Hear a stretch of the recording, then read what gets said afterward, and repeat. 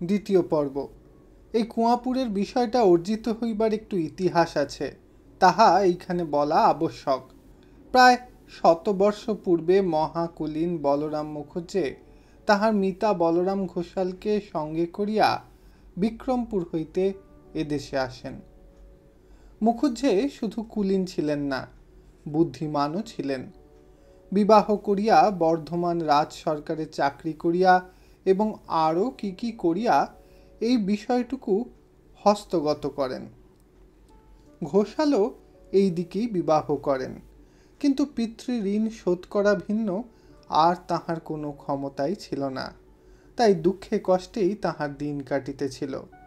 এই বিবাহ উপলক্ষেই নাকি দুই মিতার মনোমালিন্য ঘটে। পরিশেষে তাহা এমন বিবাদে পরিণত হয় যে এক গ্রামে বাস করিয়াও 20 বৎসরের মধ্যে কেহ কাহারও মুখ দর্শন করেন নাই। বলরাম মুখুজ্জে যেদিন মারা গেলেন সেদিনও ঘোষাল তাহার বাটিতে পা দিলেন না, কিন্তু তাহার মরণের পরদিন অতি আশ্চর্য কথা শোনা গেল। তিনি নিজেই সমস্ত বিষয় চুল চিরিয়া অর্ধেক ভাগ করিয়া নিজের পুত্র ও মিতার পুত্রগণকে দিয়া গিয়াছেন। সেই অবধি এই কুয়াপুরের বিষয় মুখুজ্জে ও ঘোষাল বংশ ভোগ দখল করিয়া আসিতেছে।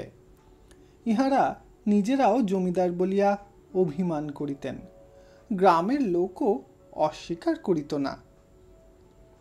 যখনকার কথা বলিতেছি তখন ঘোষাল বংশ ভাগ হইয়াছিল।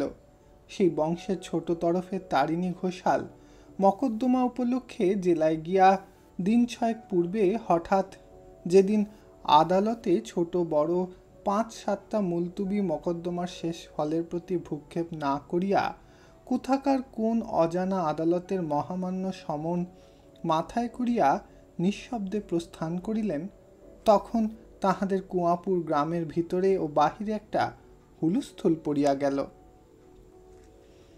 বড় তরফের কর্তা বেনি ঘোষাল বুড়োর মৃত্যুতে গোপনে আরামের নিঃশ্বাস ফেলিয়া বাড়ি ফিরিয়া আসিলেন এবং আরও গোপনে দল পাকাইতে লাগিলেন কি করিয়া খুড়োর আগামী শ্রাদ্ধের দিনটা পণ্ড করিয়া দিবেন। 10 বৎসর খুড়ো ভাইপোর মুখ দেখা দেখি ছিল না। বহু বৎসর পূর্বে তারিণীর গৃহ শূন্য হইয়াছিল। সেই অবধি পুত্র রমেশকে তাহার মামার বাড়ি পাঠাইয়া দিয়া তারিণী বাড়ির ভিতরে দাস দাসী ও বাহিরে মকদ্দমা লইয়াই কাল কাটাইতেছিলেন। রমেশ রুড়কি কলেজে এই দুঃসংবাদ পাইয়া পিতার শেষ কার্য সম্পন্ন করিতে সুদীর্ঘ কাল পরে কাল অপরাহ্নে তাহার শূন্য গৃহে আসিয়া উপস্থিত হইয়াছিল। কর্মবাড়ি মধ্যে শুধু 2টা দিন বাকি। বৃহস্পতিবার রমেশের পিতৃশ্রাদ্ধ। 2-1 করিয়া ভিন্ন গ্রামের মুরব্বীরা উপস্থিত হইতেছেন, কিন্তু নিজেদের কুয়াপুরের কেন যে কেহ আসে না রমেশ তাহা বুঝিয়াছিল এবং হয়তো শেষ পর্যন্ত কেহ আসিবেই না তাহাও জানিত। শুধু ভৈরব আচার্য ও তাহার বাড়ির লোকেরা আসিয়া কাজকর্মে যোগ দিয়াছিল। স্বগ্রামস্থ ব্রাহ্মণদিগের পদধূলির আশা না থাকিলেও উদ্যোগ আয়োজন রমেশ বড় লোকের মতোই করিয়াছিল। আজ অনেকক্ষণ পর্যন্ত রমেশ বাড়ির ভিতরে কাজকর্মে ব্যস্ত ছিল। কি জন্যে বাহিরে আসিতেই দেখিল ইতিমধ্যে জন 2 প্রাচীন ভদ্রলোক আসিয়া বৈঠকখানার বিছানায় সমাগত হইয়া ধূমপান করিতেছেন। সম্মুখে আসিয়া সবিনয় কিছু বলিবার পূর্বেই পিছনে শব্দ শুনিয়া ফিরিয়া দেখিল এক অতি বৃদ্ধ 5-6টি ছেলে মেয়ে লইয়া কাশিতে কাশিতে বাড়ি ঢুকিল।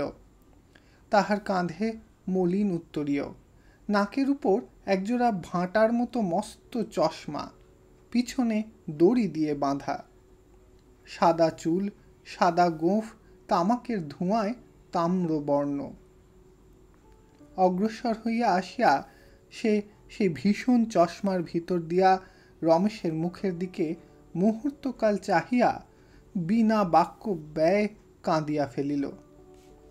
রমেশ চিনিল না ইনিকে, কিন্তু যেই হন ব্যস্ত হইয়া কাছে আসিয়া তাহার হাত ধরিতেই সে ভাঙা গলায় বলিয়া উঠিল, না বাবা রমেশ, তারিণী যে এমন করে ফাঁকি দিয়ে পালাবে তা স্বপ্নেও জানি নে, কিন্তু আমারও এমন চাটুর্যে বংশে জন্ম নয় যে কারু ভয়ে মুখ দিয়ে মিথ্যা কথা বেরোবে।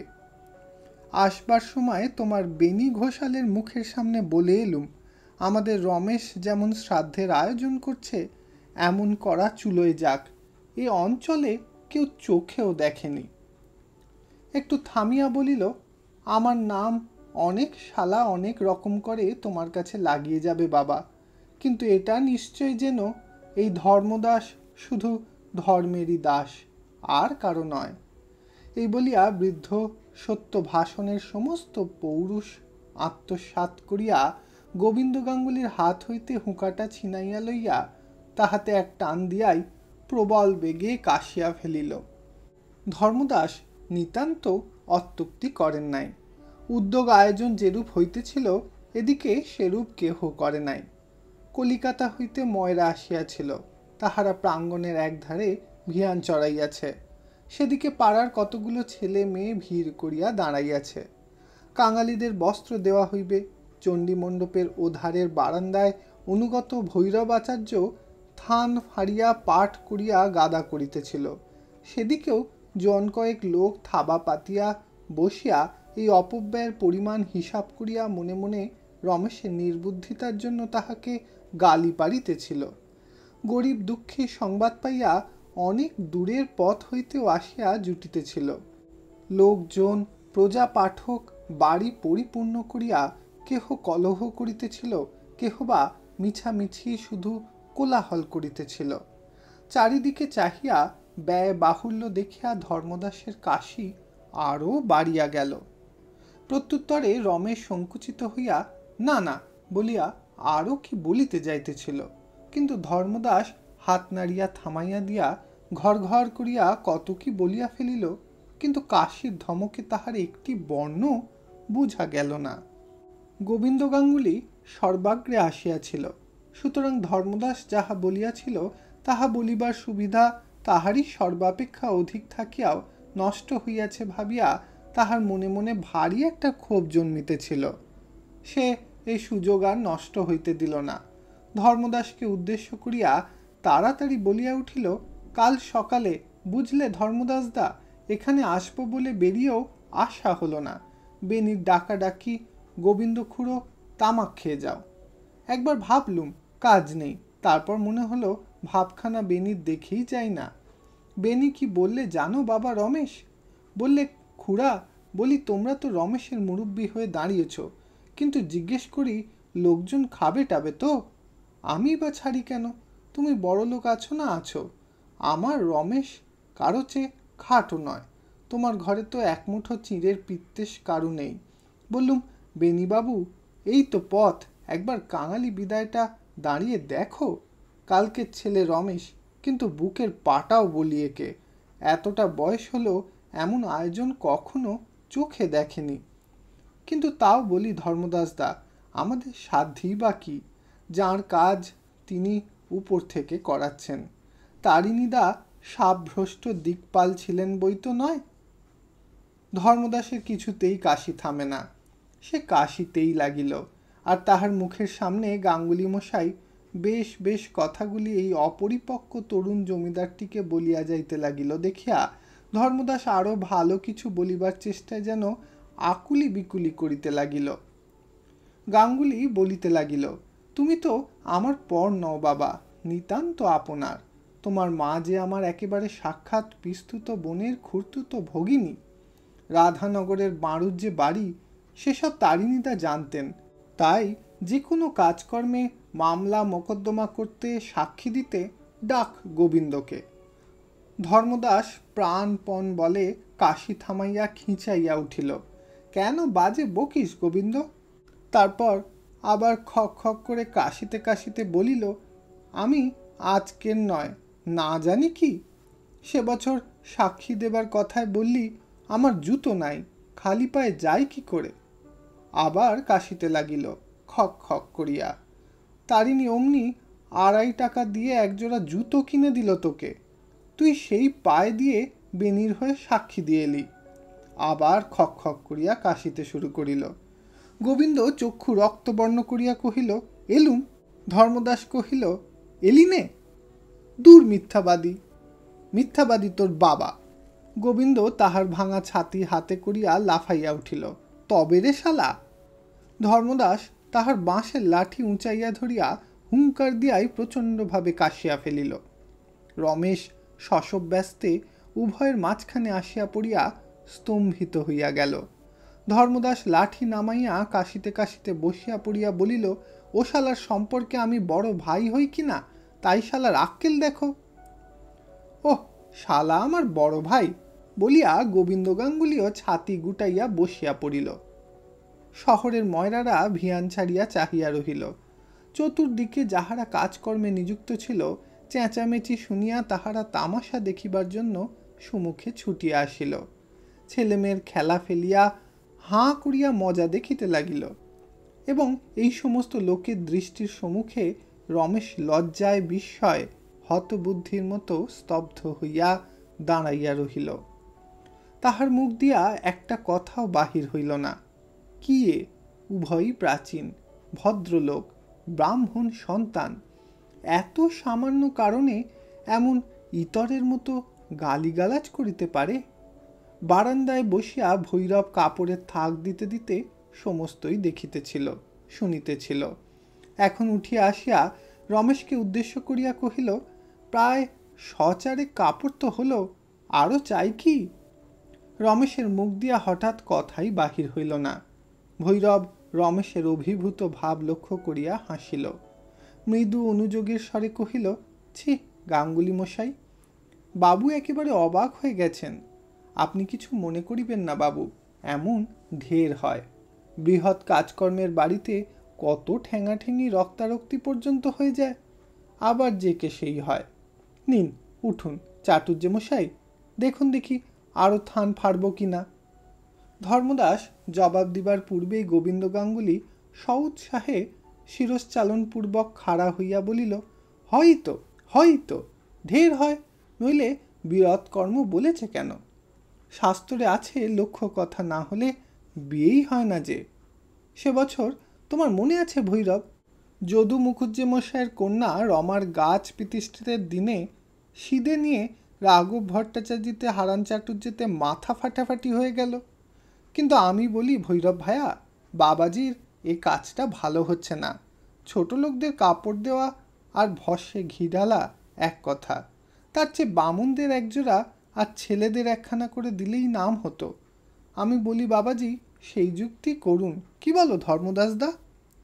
ধর্মদাস ঘাড় নাড়িতে নাড়িতে বলিল, গোবিন্দ মন্দ কথা বলেনি বাবাজি, ও বেটাদের 1000 দিলেও নাম হবার জো নেই, নইলে আর ওদের ছোট লোক বলেছে কেন?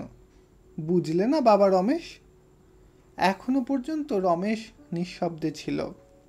এই বস্ত্র বিতরণের আলোচনায় সে একেবারে যেন মর্মাহত হইয়া পড়িল। ইহার সুযুক্তি কুযুক্তি সম্বন্ধে নহে, এখন এইটাই তাহার সর্বাপেক্ষা অধিক বাজিল যে ইহারা যাহাদিগকে ছোটলোক বলিয়া ডাকে, তাহাদেরই সহস্র চক্ষুর সম্মুখে এইমাত্র যে এত বড় একটা লজ্জাকর কাণ্ড করিয়া বসিল, সেজন্য ইহাদের কাহারও মনে এতটুকু ক্ষোভ বা লজ্জার কণা মাত্রও নাই। ভৈরব মুখপানে চাহিয়া আছে দেখিয়া রমেশ সংক্ষেপে কহিল, আরও 200 কাপড় ঠিক করে রাখুন। তা নইলে কি হয়? ভৈরব ভায়া চলো, আমিও যাই, তুমি একার কত পারবে বলো? বলিয়া কাহারও সম্মতির অপেক্ষা না করিয়া গোবিন্দ উঠিয়া বস্ত্ররাশির নিকটে গিয়া বসিলেন। রমেশ বাটির ভিতর যাইবার উপক্রম করিতেই ধর্মদাস তাহাকে একপাশে ডাকিয়া লইয়া চুপি চুপি অনেক কথা কহিলেন। রমেশ প্রত্যুত্তরে মাথা নাড়িয়া সম্মতি জ্ঞাপন করিয়া ভিতরে চলিয়া গেল। কাপড় গুছাইতে গুছাইতে গোবিন্দ গাঙ্গুলি আর চোখে সব দেখিল। কই গো, বাবাজি কোথায় গো? বলিয়া একটি শীর্ণকায় মুণ্ডিতশ্মশ্রু প্রাচীন ব্রাহ্মণ প্রবেশ করিল। ইহার সঙ্গেও 2-3 ছেলে মেয়ে। মেয়েটি সকলের বড়, তাহারই পরনে শুধু একখানি অতি জীর্ণ ডুরে কাপড়। বালক দুটি কোমরে এক গাছি ঘুনসি ব্যতীত একেবারে দিগম্বর। উপস্থিত সকলেই মুখ তুলিয়া চাহিল। গোবিন্দ অভ্যর্থনা করিল, এসো দিনুদা, বসো। বড় ভাগ্যি আমাদের যে আজ তোমার পায়ের ধুলো পড়ল। ছেলেটা একা সারা হয়ে যায়, তা তোমরা। ধর্মদাস গোবিন্দের প্রতি কটমট করিয়া চাহিল। সে ভ্রুক্ষেপ মাত্র না করিয়া কহিল, তা তোমরা তো কেউ এদিক মারাবে না দাদা, বলিয়া তাহার হাতে হুঁকাটা তুলিয়া দিল। দিনু ভট্টাচার্য আসন গ্রহণ করিয়া দগ্ধ হুঁকাটায় নিরর্থক গোটা দুই টান দিয়া বলিল, আমি তো ছিলাম না ভায়া, তোমার বউ ঠাকুরনকে আনতে তার বাপের বাড়ি গিয়েছিলাম। বাবাজি কোথায়? শুনছি নাকি ভারী আয়োজন হচ্ছে। পথে আসতে ও গাঁয়ের হাটে শুনে এলুম খাইয়ে দাইয়ে ছেলে বুড়োর হাতে 16খানা করে লুচি আর 4 জোড়া করে সন্দেশ দেওয়া হবে। গোবিন্দ গলা খাটো করিয়া কহিল, তাছাড়া হয়তো একখানা করে কাপড়ও। এই যে রমেশ বাবাজি, তাই দিনুদাকে বলছিলুম, বাবাজি তোমাদের 5 জনের বাপ মায়ের আশীর্বাদে জোগাড় সোগাড় একরকম করা তো যাচ্ছে, কিন্তু বেনি একেবারে উঠে পড়ে লেগেছে। এই আমার কাছেই 2বার লোক পাঠিয়েছে, তা আমার কথা না হয় ছেড়েই দিলে। রমেশের সঙ্গে আমার যেন নারীর টান রয়েছে, কিন্তু এই যে দিনুদা, ধর্মদাসদা, এরাই কি বাবা তোমাকে ফেলতে পারবেন? দিনুদা তো পথ থেকে শুনতে পেয়ে ছুটে আসছেন, ওরে ও ষষ্ঠীচরণ, তামাক দে না রে। বাবা রমেশ, একবার এদিকে এসো দেখি, একটা কথা বলে নি। নিভৃতে ডাকিয়া লইয়া গোবিন্দ ফিসফিস করিয়া জিজ্ঞাসা করিল, ভিতরে বুঝি ধর্মদাস গিন্নি এসেছে? খবরদার খবরদার, অমন কাজটি করো না বাবা। বিটলে বামুন যতই ফসলাক, ধর্মদাস গিন্নির হাতে ভাঁড়ারের চাবি টাবি দিও না বাবা, কিছুতে দিও না। ঘি ময়দা তেল নুন অর্ধেক সরিয়ে ফেলবে। তোমার ভাবনা কি বাবা? আমি গিয়ে তোমার মামিকে পাঠিয়ে দেব, সে এসে ভাঁড়ারের ভার নেবে, তোমার একগাছি কুটো পর্যন্ত লোকসান হবে না।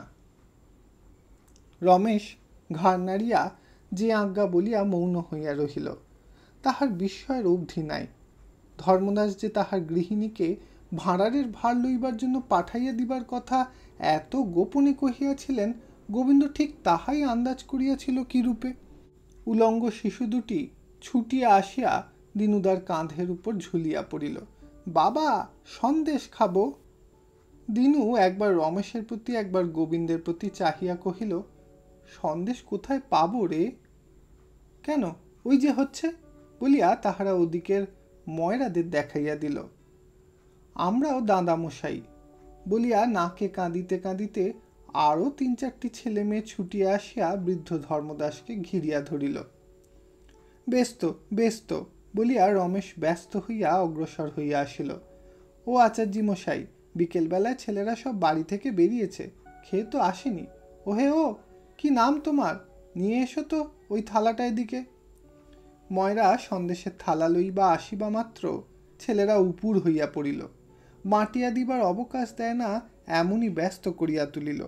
ছেলেদের খাওয়া দেখিতে দেখিতে দীনুনাথের শুষ্ক দৃষ্টি সজল ও তীব্র হইয়া উঠিল। ওরে ও খেঁদি, খাচ্ছিস তো? সন্দেশ হয়েছে কেমন বল দেখি। বেশ বাবা, বলিয়া খেঁদি চিবাইতে লাগিল। দিনু মৃদু হাসিয়া ঘাড় নাড়িয়া বলিল, হ্যাঁ, তোদের আবার পছন্দ, মিষ্টি হলেই হলো। হ্যাঁ হ্যাঁ কারিগর, এ কড়াটা কেমন নামালে, কি বলো গোবিন্দ ভায়া? এখনো একটু রোদ আছে বলে মনে হচ্ছে না? ময়রা কোনো দিকে না চাহিয়াই তৎক্ষণাৎ কহিল, আগে আছে বই কি, এখনো ঢের বেলা আছে, এখনো সন্ধে আহ্নিকের। তবে কই দাও দেখি, একটা গোবিন্দ ভায়াকে চেখে দেখুক কেমন কলকাতার কারিগর তোমরা। না না, আমাকে আবার কেন, তবে আধখানার বেশি নয়। ওরে ষষ্ঠীচরণ, একটু জল আন দেখি বাবা, হাতটা ধুয়ে ফেলি। রমেশ ডাকিয়া বলিয়া দিল, অমনি বাড়ির ভিতর থেকে গোটাচারেক থালাও নিয়ে আসি ষষ্ঠীচরণ। প্রভুর আদেশ মতো ভিতর হইতে গোটা 3 রেকাবি ও জলের গেলাস আসিল, এবং দেখিতে দেখিতে এই বৃহৎ থালার অর্ধেক মিষ্টান্ন এই 3 প্রাচীন ম্যালেরিয়া ক্লিষ্ট সৎ ব্রাহ্মণের জলযোগে নিঃশেষিত হইয়া গেল। হ্যাঁ, কলকাতার কারিগর বটে, কি বলো ধর্মদাসদা? বলিয়া দীননাথ রুদ্ধ নিঃশ্বাস ত্যাগ করিল। ধর্মদাসদার তখনও শেষ হয় নাই, এবং যদিচ তাহার অব্যক্ত কণ্ঠস্বর সন্দেশের তাল ভেদ করিয়া সহজে মুখ দিয়া বাহির হইতে পারিল না, তথাপি বোঝা গেল এ বিষয়ে তাহার মতভেদ নাই। হ্যাঁ, ওস্তাদি হাত বটে বলিয়া গোবিন্দ সকলের শেষে হাত ধুইবার উপক্রম করিতেই ময়রা সবিনয় অনুরোধ করিল, যদি কষ্টই করলেন ঠাকুরমশাই, তবে মিহিদানাটা একটু পরখ করে দিন। মিহিদানা কই, আনো দেখি বাপু। মিহিদানা আসিল এবং এতগুলি সন্দেশের পরে এই নতুন বস্তুটির সদ্ব্যবহার দেখিয়া রমেশ নিঃশব্দে চাহিয়া রহিল। দীননাথ মেয়ের প্রতি হস্ত প্রসারিত করিয়া কহিল, ওরে ও খেদি, ধর দেখি মা এই দুটো মিহিদানা। আমি আর খেতে পারবো না বাবা। পারবি পারবি, এক ঢোক জল খেয়ে গলাটা ভিজিয়ে নে দেখি, মুখ মেরে গেছে বই তো নয়। না পারিস আঁচলে একটা গেরো দিয়ে রাখ, কাল সকালে খাস। হ্যাঁ বাপু, খাওয়ালে বটে, যেন অমৃত। তা বেশ হয়েছে, মিষ্টি বুঝি দুরকম করালে বাবাজি। রমেশকে বলিতে হইল না। ময়রা সউৎসাহে কহিল, আগে না, রসগোল্লা, ক্ষীরমোহন। হ্যাঁ, ক্ষীরমোহন কই সে তো বার করলে না বাপু? বিস্মিত রমেশের মুখের পানে চাহিয়া দীননাথ কহিল, খেয়েছিলুম বটে রাধানগরের বসেদের বাড়িতে, আজও যেন মুখে লেগে রয়েছে। বললে বিশ্বাস করবে না বাবাজি, ক্ষীরমোহন খেতে আমি বড্ড ভালোবাসি। রমেশ হাসিয়া একটুখানি ঘাড় নাড়িল। কথাটা বিশ্বাস করা তাহার কাছে অত্যন্ত কঠিন বলিয়া মনে হইল না। রাখাল কি কাজে বাহিরে যাইতেছিল। রমেশ তাহাকে ডাকিয়া কহিল, ভেতরে বোধ করি আচার্যি মশাই আছেন, যাত রাখাল, কিছু ক্ষীরমোহন তাকে আনতে বলে আয় দেখি। সন্ধ্যা বোধ করি উত্তীর্ণ হইয়াছে, তথাপি ব্রাহ্মণেরা ক্ষীরমোহনের আশায় উৎসুক হইয়া বসিয়া আছেন। রাখাল ফিরিয়া বলিল, আজ আর ভাঁড়ারের চাবি খোলা হবে না বাবু। রমেশ মনে মনে বিরক্ত হইল, কহিল, বলগে, আমি আনতে বলছি। গোবিন্দ গাঙ্গুলি রমেশের অসন্তোষ লক্ষ্য করিয়া চোখ ঘুরাইয়া কহিল, দেখলে দিনুদা, ভৈরবের আক্কেল, এ যে দেখি মায়ের চেয়ে মাসির বেশি দরদ। সেই জন্যই আমি বলি। সে কি বলে তাহা না শুনিয়া রাখাল বলিয়া উঠিল, আচার্যি মশাই কি করবেন, ও বাড়ি থেকে গিন্নিমা এসে ভাঁড়ার বন্ধ করেছেন যে। ধর্মদাস এবং গোবিন্দ উভয় চমকিয়া উঠিল, কে, বড় গিন্নি? রমেশ সবিস্ময়ে জিজ্ঞাসা করিল, জ্যাঠাইমা এসেছেন? আজ্ঞে হ্যাঁ, তিনি এসেই ছোট বড় দুই ভাঁড়ারই তালাবন্ধ করে ফেলেছেন। বিস্ময় আনন্দে রমেশ দ্বিতীয় কথাটি না বলিয়া দ্রুত পদে ভিতরে চলিয়া গেল। ইতি পল্লী সমাজ উপন্যাসের দ্বিতীয় পর্ব সমাপ্ত হল। ধন্যবাদ।